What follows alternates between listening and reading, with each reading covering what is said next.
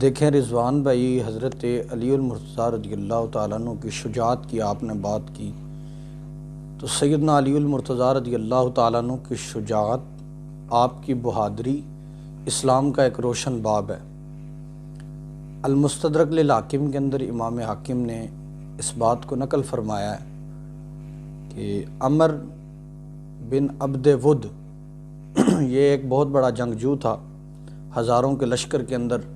اکیلا لڑنے جایا کرتا تھا۔ خندق کے مقام پر اس نے مسلمانوں کو للکارا اور جنگ کے لیے پکارا۔ اس نے مسلمانوں کو للکارا تو حضرت علی المرتضیٰ رضی اللہ تعالیٰ عنہ اس کے مقابلے کے لیے کھڑے ہوئے کہ نبی علیہ الصلوۃ والسلام نے حضرت علی رضی اللہ تعالیٰ عنہ کو بیٹھنے کا حکم دیا۔ اس کے بعد عمر بن عبد ود نے دوبارہ جب پکارا تو پھر حضرت علی المرتضیٰ رضی اللہ تعالیٰ عنہ نے اس کی دعوت قبول کی تو نبی علیہ الصلوۃ والسلام نے پھر حضرت علی کو بیٹھنے کا حکم فرمایا۔ تیسری مرتبہ دوبارہ جب عمر بن عبد ود نے پکارا تو حضرت علی المرتضیٰ رضی اللہ تعالیٰ عنہ نے اب نبی علیہ الصلوۃ والسلام سے دوبارہ اجازت مانگی تو حضور علیہ الصلوۃ والسلام نے اپنی تلوار مبارک، ڈھال مبارک اور اپنا امامہ شریف حضرت علی المرتضیٰ رضی اللہ تعالیٰ عنہ کو تھما دیا۔ جب سیدنا علی المرتضیٰ رضی اللہ تعالیٰ عنہ میدان کے اندر پہنچے، اب سامنے سے عمر بن عبد ود بھی کھڑا ہے۔ سے حضرت علی رضی اللہ تعالیٰ عنہ نے فرمایا کہ تو اپنے مد مقابل سے دو باتیں کہتا ہے اور ان میں سے کوئی بات بھی مانتا ہے، تو پہلی بات سن، یا اللہ اور اس کے رسول کو مان لے۔ تو اس نے کہا کہ یہ کام تو میں بالکل نہیں کر سکتا۔ آپ نے دوسرا مطالبہ آپ نے کہا کہ پھر جنگ کے لیے تیار ہو جا، تو اس پر عمر بن عبد ود نے کہا کہ اے علی، میں نہیں چاہتا اور میں یہ پسند نہیں کرتا کہ میرے ہاتھ سے میرے دوست جناب ابو طالب کا بیٹا قتل ہو۔ تو اس کے بعد سیدنا علی المرتضیٰ رضی اللہ تعالیٰ عنہ نے فرمایا کہ میں اس چیز کو پسند کرتا ہوں کہ میرے ہاتھ سے تم واصل فی النار ہو۔ اس بات پر وہ بڑا آگ بگولا ہوا، سیخ پا ہوا۔ جب وہ سیخ پا ہوا تو وہ گھوڑے کے اوپر تھا، حضرت علی المرتضیٰ زمین کے اوپر کھڑے تھے، تو وہ اپنے گھوڑے سے نیچے آیا اور اس نے اپنی تلوار کے ایک وار سے اپنے گھوڑے کی چاروں ٹانگیں جدا کر دی، اور حضرت علی المرتضیٰ رضی اللہ تعالیٰ عنہ کی طرف اس نے تلوار کا وار کیا تو آپ نے اپنی ڈھال سے وہ جو رسول اللہ صلی اللہ علیہ وآلہ وسلم نے عطا کی تھی اس ڈھال سے روکا۔ جب آپ نے روکا تو وہ تلوار اس ڈھال کو چیرتے ہوئے حضرت علی المرتضیٰ رضی اللہ تعالیٰ عنہ کے سر مبارک پر جا لگی، جس کی وجہ سے آپ کی پیشانی مبارک زخمی بھی ہوئی۔ اس کے بعد رسول اللہ صلی اللہ علیہ وآلہ وسلم کی اس شیر نے حیدری تلوار نکال کر یوں وار کیا کہ آپ نے اس کی رگ کے اوپر جب تلوار ماری تو وہ دو پیس ہو کر سائیڈ پر گر گیا۔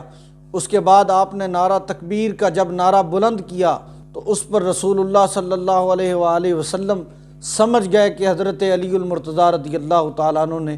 اس بدبخت کو واصل فی النار کر دیا ہے۔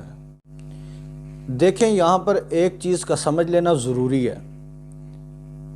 کہ آج حضرت علی المرتضیٰ رضی اللہ تعالیٰ عنہ کی محبت کی آڑ کے اندر لوگ حضور کے باقی صحابہ کو برا بلا کہتے ہیں۔ دیکھیں حضرت علی المرتضیٰ رضی اللہ تعالیٰ عنہ، حضرت صدیق اکبر ہوں، حضرت فاروق اعظم ہوں، حضرت عثمان غنی ہوں، یہ تمام کے تمام صحابہ حضور کے ستاروں کی مانند ہیں۔ حضور علیہ الصلوۃ والسلام نے فرمایا کہ میرے صحابہ ستاروں کی مانند ہیں، کسی کی بھی اقتداء کرو گے ہدایت پا جاؤ گے۔ اور پھر ان چار یاروں کو یہ ایسا مرتبہ ملا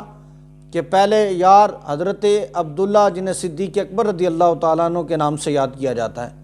آپ کا نام بھی آئین سے بنتا ہے۔ پھر سیدنا فاروق اعظم، آپ کا نام عمر ہے،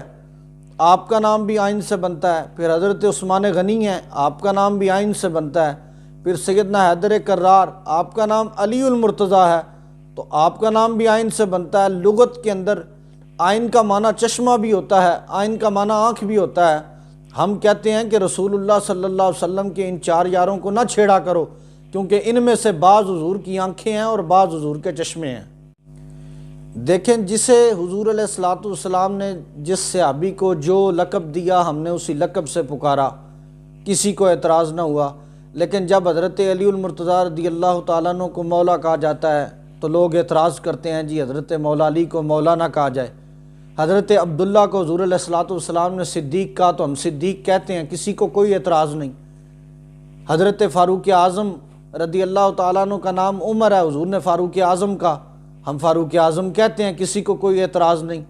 حضرت عثمان غنی رضی اللہ تعالیٰ عنہ کو حضور نے ذو النورین کہا، ہم ذو النورین کہتے ہیں، کسی کو اعتراض نہیں۔ پھر حضرت علی المرتضیٰ رضی اللہ تعالیٰ عنہ کا وہ لقب، غدیر خم کے موقع پر نبی علیہ الصلوۃ والسلام نے حضرت علی رضی اللہ تعالیٰ عنہ کا ہاتھ مبارک تھام کر یہ اعلان کیا تھا کہ من کنت مولاہ فہذا علی مولا، کہ جس کا میں مولا ہوں اس کا علی مولا ہے۔ جس طرح باقی صحابہ کرام کو جو لقب حضور نے عطا کیا ہم انہی القابات سے یاد کرتے ہیں، اسی طرح حضرت علی رضی اللہ تعالیٰ عنہ کو جو لقب حضور نے عطا کیا ہم اسی لقب سے یاد کریں گے۔ اور رضوان بھائی، محبت علی ایمان کا حصہ ہے۔ المستدرک للحاکم کے اندر امام حاکم نے اس بات کو نقل فرمایا کہ حضرت عبداللہ بن عباس رضی اللہ تعالیٰ عنہ سے روایت ہے کہ نبی علیہ الصلوۃ والسلام نے حضرت علی المرتضیٰ رضی اللہ تعالیٰ عنہ کے چہرے کی طرف دیکھا اور فرمایا کہ اے علی، تو دنیا میں بھی سردار ہے اور آخرت میں بھی سردار ہے۔ جو تیرا دوست ہے وہ میرا دوست ہے، اور جو میرا دوست ہے وہ اللہ تبارک و تعالیٰ کا دوست ہے۔ اور آگے حضور علیہ الصلوۃ والسلام کے اس جملے سے یہ معلوم ہوتا ہے کہ جو مرتضیٰ کا دشمن ہے وہی مصطفیٰ کا دشمن ہے، اور جو مصطفیٰ کا دشمن ہے حقیقت میں وہ رب ذوالجلال کا دشمن ہے۔ نبی علیہ الصلوۃ والسلام نے فرمایا کہ میرے بعد علی المرتضیٰ تم سے جو بغض رکھے گا حقیقت میں وہ مجھ سے بغض رکھے گا، اور جو مجھ سے بغض رکھے گا وہ اللہ سے بغض رکھے گا، اور جس نے میرے بعد اے علی تم سے بغض رکھا اللہ تعالیٰ نے اس کے لیے ہلاکت چن رکھی ہے۔ اور مسند امام احمد کے اندر یہ بات موجود ہے کہ حضرت ام سلمہ رضی اللہ تعالیٰ عنہ روایت فرماتی ہیں کہ نبی علیہ الصلوۃ والسلام نے فرمایا کہ منافق کبھی بھی جناب علی المرتضیٰ رضی اللہ تعالیٰ عنہ سے محبت نہیں کر سکتا، اور مومن کبھی حضرت علی سے بغض نہیں رکھ سکتا۔